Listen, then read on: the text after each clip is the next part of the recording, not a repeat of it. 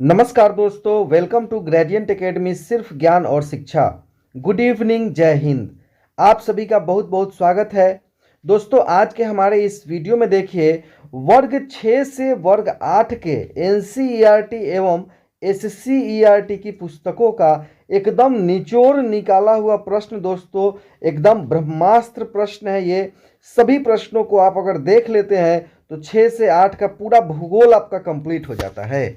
तो आइए कम समय लेते हुए इस वीडियो को शुरू करते हैं। सबसे पहला प्रश्न देखिए, भूगोल का ब्रह्मास्त्र, क्लास 6 से 8 एनसीईआरटी एससीईआरटी बेस्ड। आकाश में राशियों की संख्या कितनी है? तो सही उत्तर है ऑप्शन ए 12। 12 राशियां होती है, याद रखिएगा। आइए दूसरा प्रश्न देखते हैं, नक्षत्र की संख्या कितनी है? नक्षत्रों की कुल संख्या कितनी है? तो 27 है। सी इसका सही उत्तर हो जाएगा। दोस्तों, कौन कौन से हैं? तो यहाँ पे नाम भी दिया हुआ है। नाम बहुत ज़्यादा इंपॉर्टेंट नहीं है, आप संख्या कम से कम याद रखिए, 27 हैं। चलिए अब तीसरा प्रश्न देखिए, सबसे बड़ा क्षुद्र ग्रह है? तो सही उत्तर हो जाएगा सी, सीरस है। सबसे बड़ा क्षुद्र ग्रह सीरस है। सप्तर्षि तारों के नाम यहाँ पे दिए गए हैं, तो ऋतु, पुलह, पुलस्त, अत्रि, वशिष्ठ, अंगिरा, मरीचि। हो सकता है ऐसा प्रश्न हो, निम्न में से कौन सप्तर्षि तारों के नाम नहीं है? ठीक है, तो ये रहेंगे 3 ऑप्शन में और एक रहेगा कोई और दूसरा, तो वो उसका उत्तर होगा। चलिए पांचवा प्रश्न देखिए, पृथ्वी को प्रत्येक नक्षत्र को पार करने में कितना समय लगता है? तो बी 14 दिन का समय लगता है। पृथ्वी को प्रत्येक नक्षत्र को पार करने में 14 दिनों का समय लगता है। छठा प्रश्न देखिए, अत्यंत महत्वपूर्ण दोस्तों, वीडियो को छोड़ के ना जाए, पूरा पूरा जरूर देख लीजिए। पृथ्वी के बाद सबसे नजदीक तारे प्रोक्सिमा सेंचुरी के प्रकाश को पृथ्वी पर पहुंचने में कितना समय लगता है? तो 4 वर्ष का समय लगता है। पृथ्वी पर कितने ताप कटिबंध हैं? तो 6 ताप कटिबंध हैं। कौन कौन? उत्तरी शीत कटिबंध, दक्षिणी शीत कटिबंध, उत्तरी समशीतोष्ण कटिबंध, दक्षिणी समशीतोष्ण कटिबंध, उत्तरी उष्ण कटिबंध, दक्षिणी उष्ण कटिबंध। ये 6 कटिबंध है पृथ्वी पर। दोस्तों, पृथ्वी पर दिन रात बराबर कब होती है? पृथ्वी पर दिन रात बराबर कब होती है?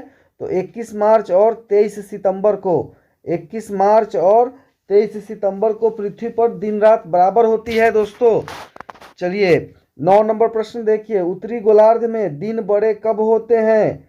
तो डी सही उत्तर है, 21 जून को। 10वां प्रश्न देखिए, दक्षिणी गोलार्ध में दिन बड़े कब होते हैं? तो बी 22 दिसंबर को। 22 दिसंबर को दक्षिणी गोलार्ध में दिन बड़े होते हैं। 11 नंबर देखिए, पृथ्वी की किस गति के कारण दिन रात होता है? ये काफी महत्वपूर्ण प्रश्न है दोस्तों। तो सही उत्तर है ऑप्शन ए, दैनिक गति या घूर्णन गति। अब आइए 12 नंबर देखते हैं, पृथ्वी के किस गति के कारण मौसम परिवर्तन होते हैं? तो सही उत्तर हो जाएगा ऑप्शन सी, परिभ्रमण गति या वार्षिक गति। 13 नंबर प्रश्न देखिए फटाफट से दोस्तों, संसार का सबसे ऊंचा पठार कौन सा है? तो ए तिब्बत का पठार, यह चीन के अधिकार में है वर्तमान में। तो संसार का सबसे ऊंचा पठार पूछा जाए तो आप क्या कहेंगे? तिब्बत का पठार। दोस्तों, इसका अगर पीडीएफ चाहिए तो आप इस नंबर पर संपर्क कर सकते हैं 7091443130। इन निचोड़ प्रश्नों के पीडीएफ के साथ साथ विशिष्ट शिक्षक सक्षमता परीक्षा की तैयारी के लिए सभी विषयों के निचोड़ प्रश्न का पीडीएफ एकदम सिलेबस के अनुसार दोस्तों आप ले सकते हैं। और दोस्तों 2-4 दिन अगर मात्र आप उसको देख लेते हैं, पूरा पूरा रिवीजन कर लेते हैं, तो आपका 80% तक तैयारी कंप्लीट हो जाता है। संसार का सबसे ऊंचा पठार तिब्बत का पठार है। संसार का छत किसे कहा जाता है? अत्यंत महत्वपूर्ण प्रश्न, पामीर के पठार को। ऑप्शन बी इसका सही उत्तर हो जाएगा। 15 देखिए, मानचित्र में जलीय भाग को किस रंग से दिखाया जाता है? तो नीला रंग से दिखाया जाता है, जबकि भूरा रंग पठार मैदान को दिखाता है। ठीक है, और नीला रंग नदियों को, जलाशय को और समुद्र को दिखाता है, और हरा रंग हरियाली या मैदानी क्षेत्र को दिखाता है। 16 नंबर देखिए, मानचित्र में उत्तर दिशा हमेशा किस तरफ होता है? तो ऊपर की तरफ होता है, सी सही उत्तर है।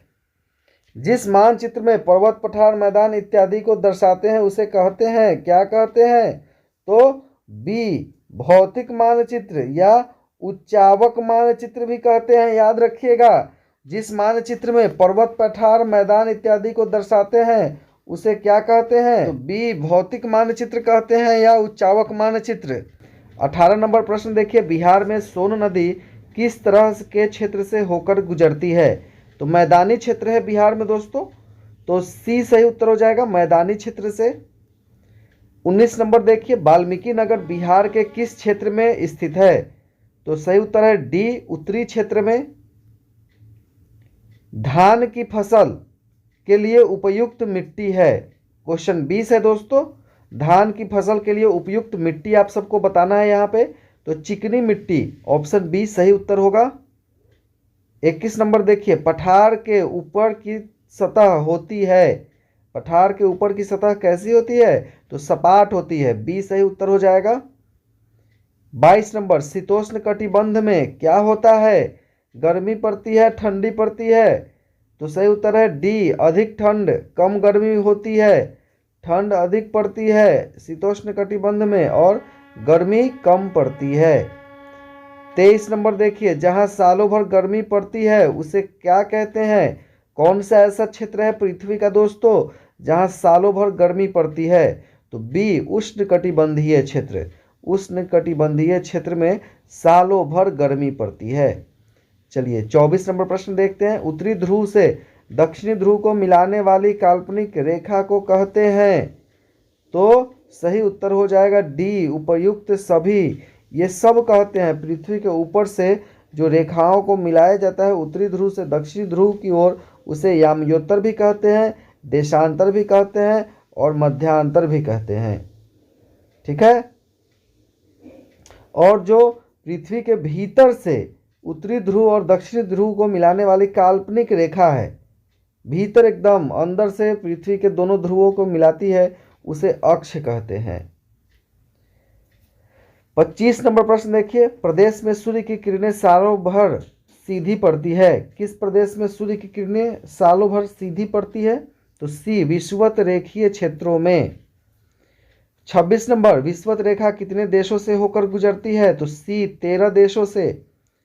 27 नंबर प्रश्न देखिए, सोमेश्वर पहाड़ियां हैं, सोमेश्वर पहाड़ियां कहाँ पे हैं? तो तराई क्षेत्र में है।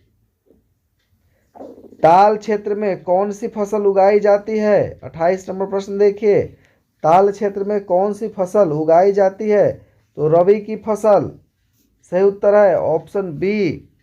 ताल क्षेत्र क्या है? तो पटना से पूरब का हिस्सा, फतुहा मुकम्मा तरफ का, उसे ताल क्षेत्र कहते हैं, एक बड़ा सा हिस्सा। वहां पे कौन सी फसल उगाई जाती है? तो रबी की फसल। अब आइए देखते हैं दोस्तों 29 नंबर प्रश्न, सरैसा क्षेत्र में बिहार के कौन से जिले आते हैं? सरैसा क्षेत्र में तो सी समस्तीपुर, मुजफ्फरपुर, वैशाली, ये 3 जिले जो है इन्हें सरैसा क्षेत्र कहा जाता है। आप सुने होंगे सरैसा खैनी, तो सरैसा खैनी क्या होता है? इन्हीं 3 क्षेत्रों में पाए जाने वाले खैनी, उसे सरैसा खैनी कहते हैं। 30 नंबर प्रश्न देखिए, गया में स्थित विष्णुपद मंदिर किसने बनवाया? तो डी रानी अहिल्याबाई ने। 31 नंबर देखिए, बिहार में गर्म जल कुंड कहाँ स्थित है? तो ऑप्शन ए राजगीर में स्थित है दोस्तों यहाँ पे बहुत सारे हजारों प्रश्न को नहीं कराया जा रहा है, सिर्फ निचोड़ प्रश्न जो काफी इंपॉर्टेंट बनते हैं उन प्रश्नों को कराया जा रहा है चुन चुन के। ज़्यादा प्रश्न तो कर नहीं पाएंगे क्योंकि कम समय है, तो क्यों ना निचोड़ प्रश्नों को पढ़ा जाए जो अत्यंत महत्वपूर्ण है। इसके उद्देश्य से हमारे एक्सपर्ट टीम के द्वारा इन प्रश्नों का सिलेक्शन करके और आप सभी के लिए लेकर आया गया है दोस्तों। तो वीडियो को पूरा देखें, नोट भी करते चले इंपॉर्टेंट पॉइंट को। अगर सभी विषयों का PDF चाहिए तो इस नंबर पर संपर्क करें 7091443130 और सभी विषयों का PDF भी प्राप्त कर सकते हैं। जरासंध का अखाड़ा अवस्थित है, कहाँ अवस्थित है? तो बी राजगीर में। दीदारगंज कहाँ है? तो ऑप्शन सी पटना में है। यक्षिणी की मूर्ति दीदार गज से मिली थी। क्वेश्चन 33 देखिए दोस्तों, गोल घर का निर्माण किसने करवाया? तो कैप्टन जॉन गोल्डस्टीन। गोल है, देखिए गोल्डस्टीन, इनके नाम में भी गोल है और इन्होंने गोल घर का निर्माण भी कराया है। ये एक ट्रिक है, ऐसे याद कर सकते हैं, रख सकते हैं। 34 नंबर प्रश्न देखिए, नीफे में होता है, नीफे में क्या होता है? सी लोहा, निकेल और फेरस, तो लोहा होता है, ठीक है। 35 नंबर देखिए, भू प्रॉपर्टी के ऊपरी हिस्सा कहलाता है। 35 नंबर प्रश्न है, भू प्रॉपर्टी में ऊपरी हिस्सा क्या कहलाता है? तो सियाल कहलाता है। यहाँ पे थोड़ा सा काफी इंपॉर्टेंट जानकारी है, इसको देख लीजिए। सिलिका और एल्युमिनियम की उपस्थिति के कारण सियाल कहा जाता है। सिलिका और एल से एल्युमिनियम, सियाल, ठीक है, आप याद रखिएगा। सीमा, सीमा में सिलिकॉन और मैग्नीशियम पाया जाता है। सिलिका कहाँ पे पाया जाता है दोस्तों? सियाल में, सीमा में, और नीफे में तो देख ही लिए निकेल और लोहा, ठीक है। ये 3 परतें हैं पृथ्वी के। क्रोड है, पृथ्वी का कौन सा सतह है? क्रोड तो सबसे भीतरी सतह है, निचली परत है सबसे दोस्तों। क्रोड पिघले हुए अवस्था में रहता है। क्रोड किस अवस्था में रहता है? पिघले हुए अवस्था में। इनमें कौन रूपांतरित चट्टान है ये बताना है, तो सी संगमरमर, संगमरमर रूपांतरित चट्टान है। अब आइए 38 नंबर देखते हैं, भू सतह पर भूकंप के ऊपर स्थित स्थान को क्या कहते हैं? तो सी अधिकेंद्र कहते हैं। दोस्तों जब भूकंप होता है तो 3 तरह की तरंगें वहां उत्पन्न होती है, पी तरंग, एस तरंग और एल तरंग। कई बार ये पूछा जाता है कि पृथ्वी की सतह पर, धरातल पर सबसे पहले कौन सी तरंग पहुंचती है? तो पी तरंग पहुंचती है। 39 नंबर प्रश्न देखिए, भारत को कितने भूकंप तीव्रता के क्षेत्र में बांटा गया है? तो डी 4। 40 नंबर प्रश्न देखिए, सबसे पहले कौन सा भाग गर्म होता है? तो सही उत्तर है ऑप्शन बी पर्वतीय भाग। पर्वतीय भाग सबसे पहले गर्म होता है। दोस्तों यहाँ पे सभी ऑप्शंस को नहीं पढ़ा जा रहा है दोस्तों, कम समय में अधिक प्रश्न करने के उद्देश्य से यहाँ थोड़ा फास्ट आपको बताया जा रहा है। 41वां प्रश्न देखिए, वायुमंडल की सबसे निचली परत है, कौन सी परत सबसे निचली है? तो क्षोभ मंडल, ऑप्शन सी सही उत्तर होगा।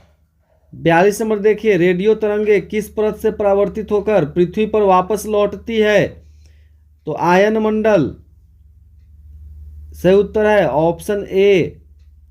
43, बाह्य मंडल का फैलाव है 80 से 400 किलोमीटर तक। वायुमंडल का विस्तार पृथ्वी की सतह से 1000 किलोमीटर तक है।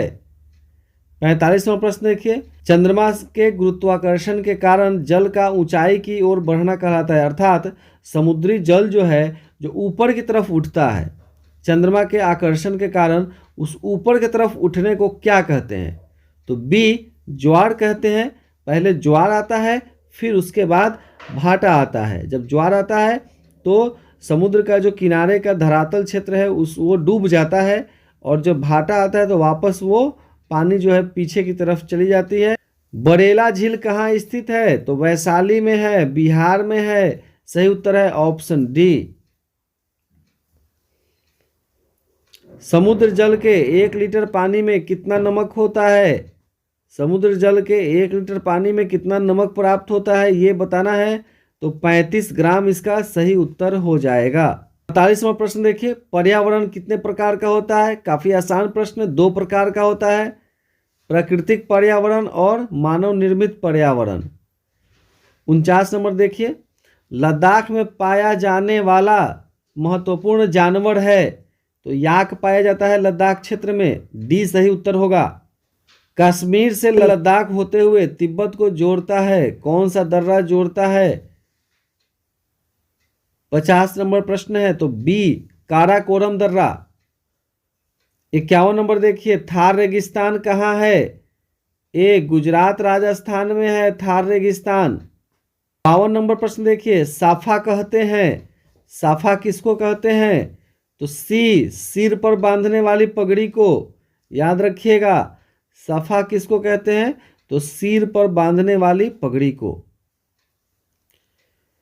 53 नंबर प्रश्न देखिए, नखलिस्तान का अर्थ है, नखलिस्तान का अर्थ क्या है, तो सी रेगिस्तान में हरियाली व जल का क्षेत्र।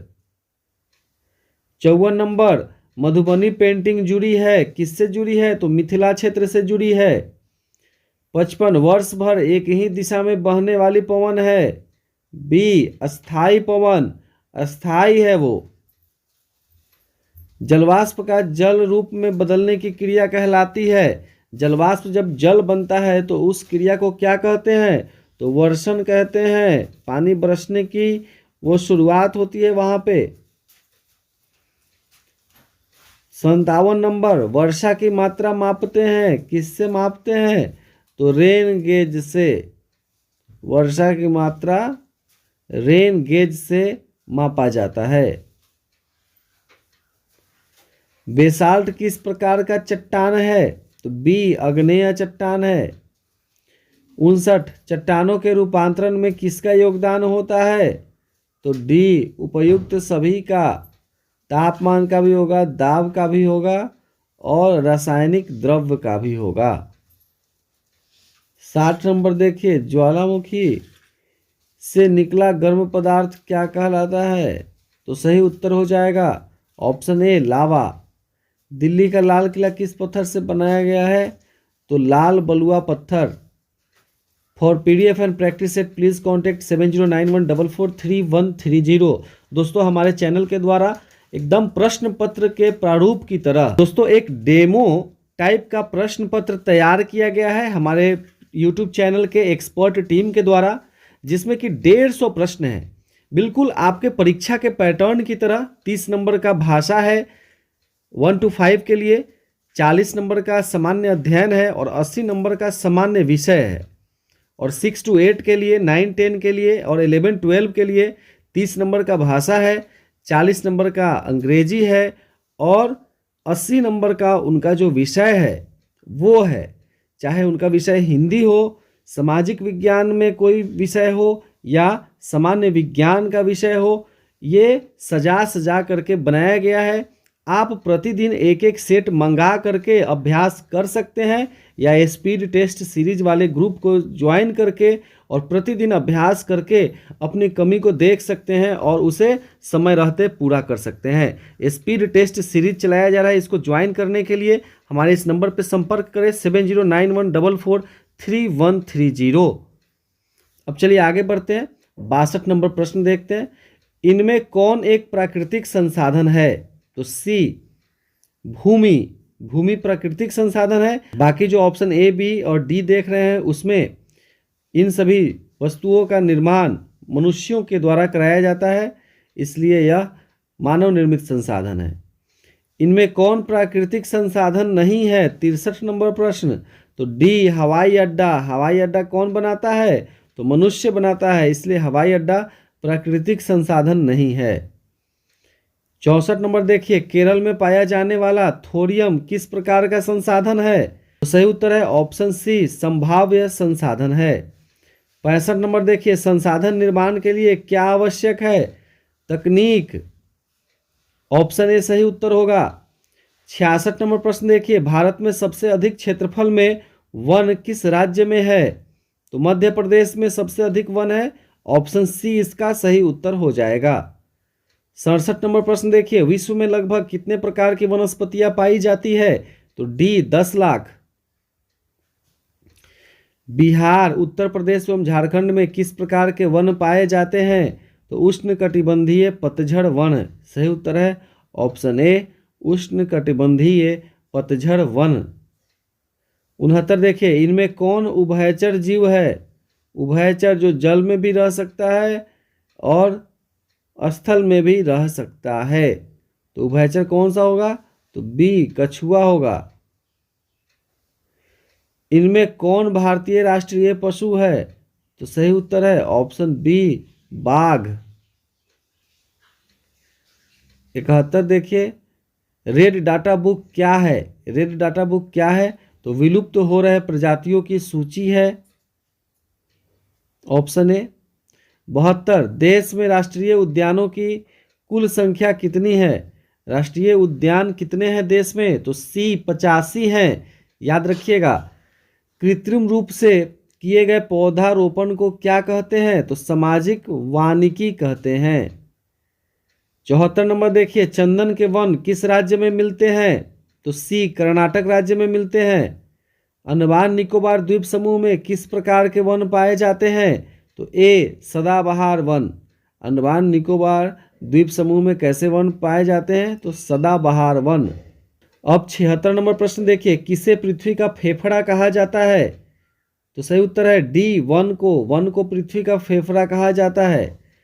खनिजों को कितने भागों में बांटा जा सकता है? खनिजों को कितने भागों में बांटा जा सकता है? तो 2 भाग में। तो 77 नंबर प्रश्न में खनिजों को कितने भागों में बांटा जा सकता है? तो 2 भागों में, धात्विक खनिज और अधात्विक खनिज। 78 नंबर, हेमेटाइट किस खनिज का मुख्य अयस्क है? तो बी लोहा का। 79 देखिए, रोडोनाइट किस खनिज का अयस्क है? तो डी मैग्नीज का। रोडोनाइट मैग्नीज का अयस्क है। बायोटाइट किस खनिज का प्रकार है? तो बी अभ्रक का। 81 लोहा खनिज का सबसे बड़ा उत्पादक राज्य है, कौन सा है? तो सी कर्नाटक है। 82 देखिए, अभ्रक का उत्पादक किस राज्य में सबसे अधिक होता है? तो ए झारखंड में अभ्रक का उत्पादन सबसे अधिक होता है।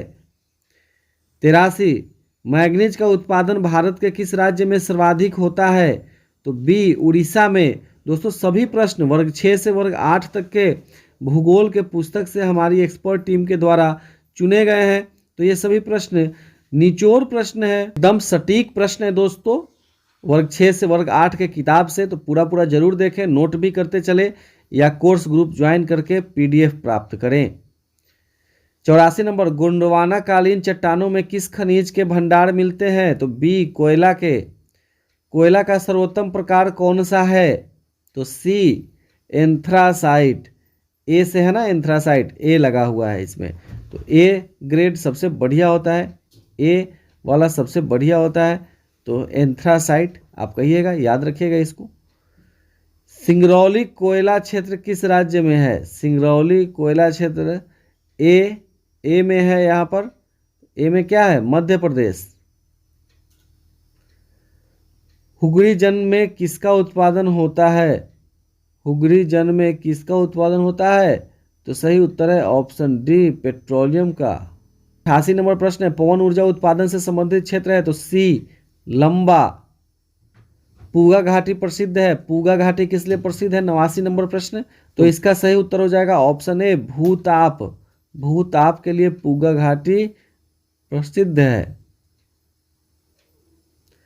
90 नंबर देखें, हीराकुंड जल परियोजना किस नदी पे है? तो महानदी पर है। हीराकुंड महानदी पर है।